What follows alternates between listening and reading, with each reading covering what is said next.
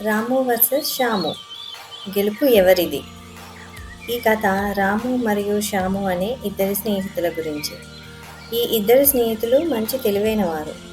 ఒకసారి ఇద్దరికి వ్యవసాయం విషయంలో పోటీ వచ్చింది. ఎవరికి వ్యవసాయం గురించి బాగా తెలుసు అనే దాని గురించి వాళ్ళ గురువు గారు ఇద్దరి మధ్య పరీక్ష పెట్టారు. నిజానికి శ్యాము పండించిన తోటలోనే ఎక్కువ పండ్లు కాసాయి. కానీ గురువుగారు మాత్రం రాముని విజేతగా ప్రకటించారు. ఎందుకలా చేశారు? అసలు ఏమైంది తెలుసుకోవాలనుకుంటే ఈ వీడియోని పూర్తిగా చూడండి.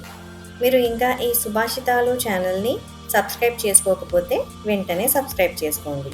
ఇప్పుడు గురువుగారు రాముని ఎందుకు విజేతగా ప్రకటించారో వివరంగా తెలుసుకుందాం. ఒక గ్రామంలో రాము మరియు శ్యాము అనే ఇద్దరు స్నేహితులు ఉండేవారు. ఇద్దరు ఒకే పాఠశాలలో చదువుకున్నారు. వారిద్దరికీ పంటల్ని గురించి తెలుసుకోవాలని ఆశ.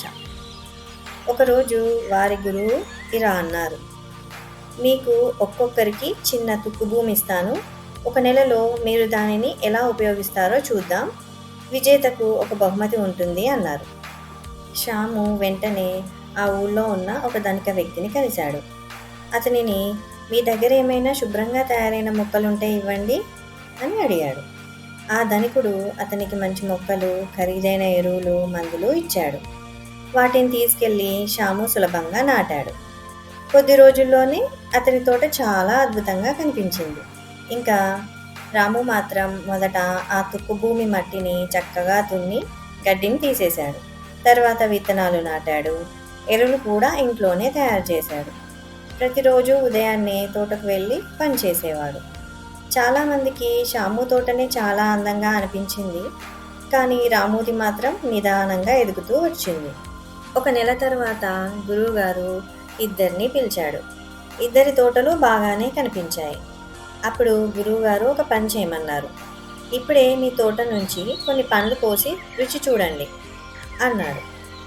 శ్యాము తన తోటకు వెళ్ళి ఒక పండు కోసి రుచి చూశాడు. ఆ పండులో ఎరువుల ఘాటుండి దుర్వాసన వచ్చింది. కొన్ని మొక్కలేమో అడ్డంగా విరిగిపోయాయి. ఎందుకంటే అతను నాటిన తర్వాత వాటిని సరిగా పట్టించుకోలేదు. కానీ రాము తోటలోని పండ్లు తీపిగా, తాజాగా, మట్టికి సజీవతను కలిగించేలాగా ఉన్నాయి.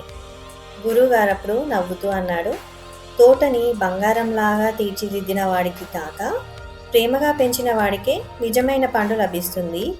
కాబట్టి మీ ఇద్దరిలో రామునే విజేత అన్నాడు. నీతి: ఊహతో పనిచేస్తే వెంటనే ఫలితం కనిపించవచ్చు, కానీ కష్టంతో పనిచేస్తేనే అది జీవితాంతం నిలిచే పాఠమవుతుంది. ఈ కథ సారాంశం మీకు నచ్చినట్టయితే లైక్ చేయండి, షేర్ చేయండి మరియు సబ్స్క్రైబ్ చేయండి. ఇంకా మీ విలువైన సూచనలను, సలహాలను మాకు కామెంట్స్ ద్వారా తెలియజేయండి. మళ్ళీ మరొక మంచి కథతో కలుద్దాం. Thank you.